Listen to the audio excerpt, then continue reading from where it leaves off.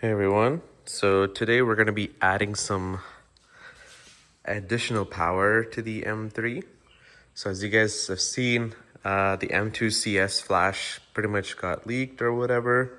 I don't know the exact formage of words, but now we're pretty much able to add the M3 CS power, chassis, suspension, and steering settings to the M3. So obviously we got our laptop plugged in, we got our team viewer settings here, and then we pretty much just need an OBD to Ethernet cable. I had this from my older BMW where I was doing Bimmer code stuff. So the main thing is we just have to leave the car off, put in diagnostic mode, which is you pretty much have to tap the power button 3 times without really quickly without turning the engine on. We don't want to sit in it. We have to put the seatbelt on, and you obviously leave the car in park or neutral if you're manual. And then my friend here from I'll share the Instagram page with you guys, but he's going to be pretty much doing this in about 15 minutes or so. Let's go ahead and see how this is. But yeah, I just got the M3 all cleaned up, so it should be a fun one, guys. All right, so pretty much once you do the triple tap of here, you're gonna see that it says diagnostic mode active.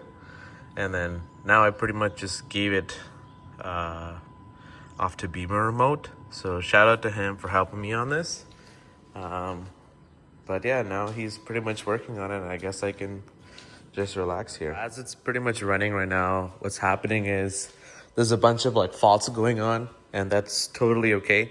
Pretty much what it's doing is going into each of probably the body controllers, the vehicle controllers, and it'll say okay, steering requires extra effort, and then after a while it gets cleared. And then I actually heard the valve controller opening and closing, heard the parking brake getting engaged and disengaged. You guys can see now. So today what we're doing is the full CS pack. So you guys will see in my comments below, there's a CS DME file, and then there's another CS file. So that CS, the second part, that was always available before for everyone.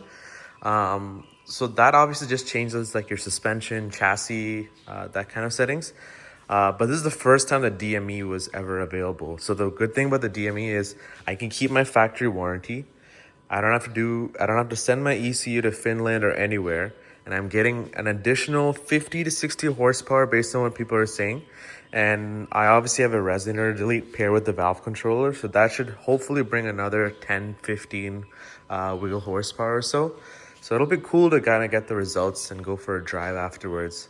But the main reason why I wanted to do this, I just wanted to add a little bit of extra power with being able to have the factory OEM warranty.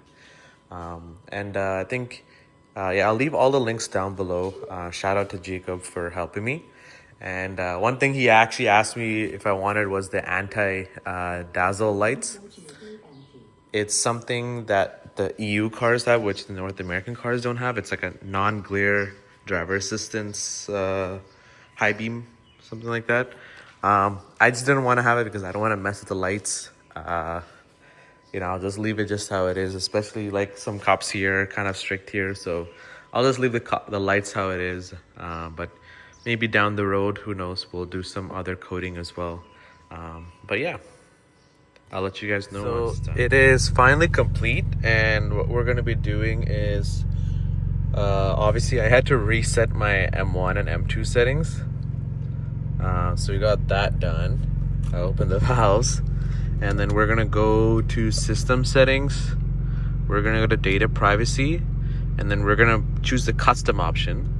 And then what we're gonna do is we're gonna turn off remote software upgrade and automatic updates. So the reason for that is so that in case there's a new flash from BMW, it won't wipe out this CS flash that we just did. I'm just trying to look here. It looks like we got everything else as well. So that should be good.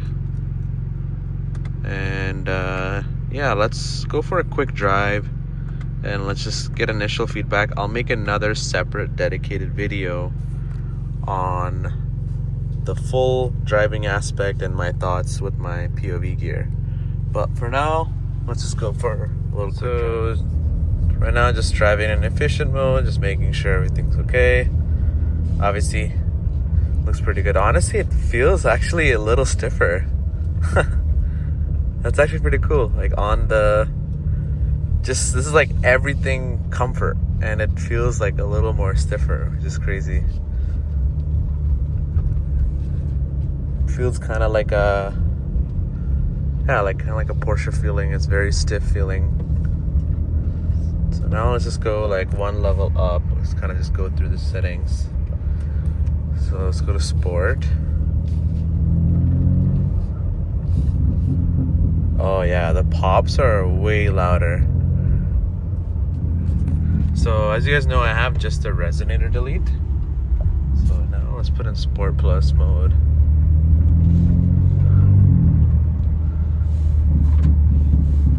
Let's put in manual mode here.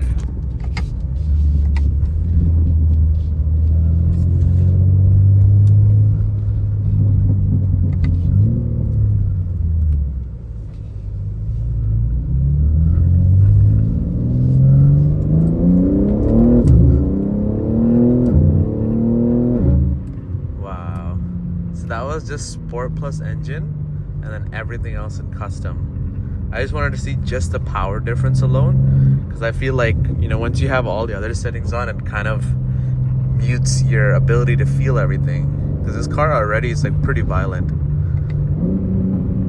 But yeah,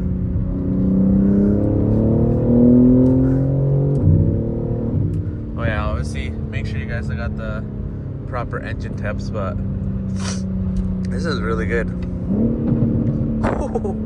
The pops are definitely louder. I can agree to that.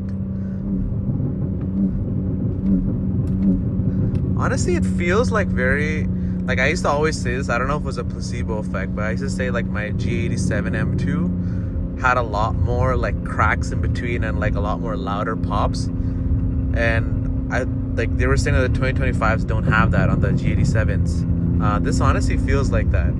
So obviously the one biggest difference of this compared to you know, the other G80 folks that you guys have, this is a 2025, so it already has a little additional bump in power already. So the power difference is honestly not that big of a difference, but the thing is that like the way everything is tuned, it feels really nice. So now let's put in M1 and let's see how it does.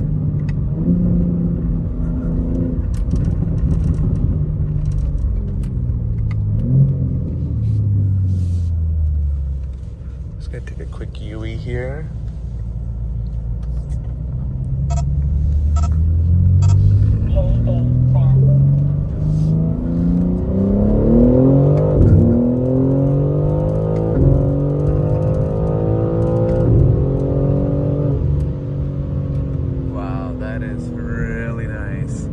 I feel like the turbo lag has gone a little down, and the way it just like puts the power down is like immaculate.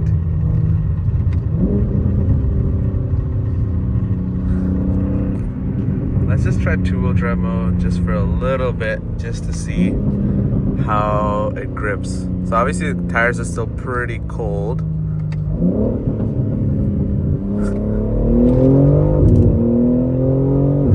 Yeah, so it like spun a little bit, but I think that's kind of like OEM. Let's put the windows down for a little tiny bit.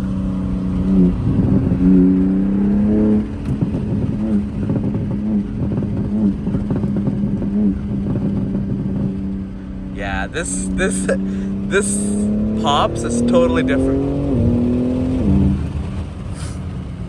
And I think the shifts, like, it just feels like a little, so the aggression is like definitely up a notch, but I think it's just the speed and the shifts itself is like a huge difference.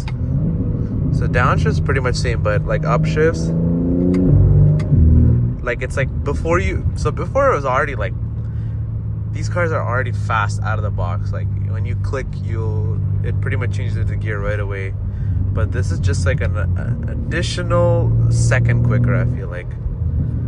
So I want to try one more thing. So I want to put in efficient. So usually like with my baby, what I like to do is I like to keep it efficient, and I want to keep it manual, but then I keep it in the second setting. Just because the third setting, if you guys can see here, it adds like some, you know, chassis. I think they're just mimicking like you know, aggression in the shifts. That's what BMW does. So that's the third setting. Now let's go down to the second setting here. Perfect.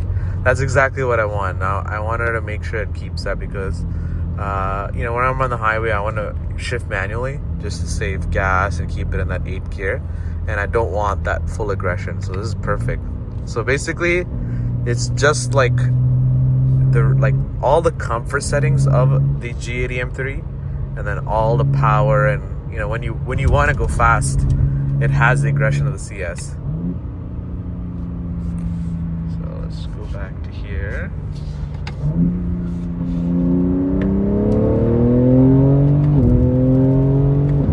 Okay, yeah. I think the biggest way to tell the difference is put everything in comfort and then just shift, because that's what I was telling you guys. Like when you keep everything in chassis, sport, steering, like it's very hard to tell the difference of the power, because like everything is so stiff, it just numbs you. But this is really nice.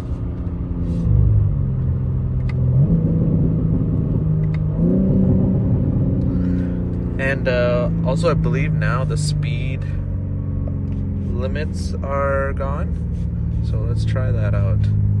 So I think if we go to our live display,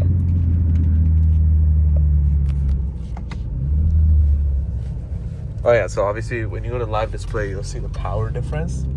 But yeah, I think there's no more VMAX, so you can pretty much go to like 300 kilometers an hour or whatever you want to do. So let's see this out. So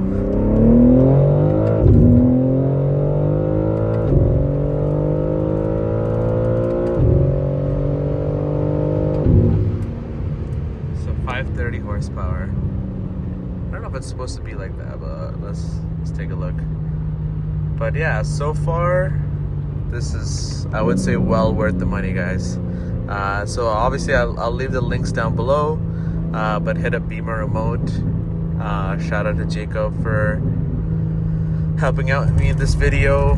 I think it was a very seamless process, very easy. The fact that you can do it remotely anywhere, you pretty much just have to message him, and that's sounds really good. Alright guys, stay tuned for more content, and yeah, I'll be posting a POV driving video. Obviously I'm, you know, don't have my GoPro with me right now, so I can't do a lot of crazy stuff, but this is pretty good just to get an initial video out there. But yeah, thanks guys.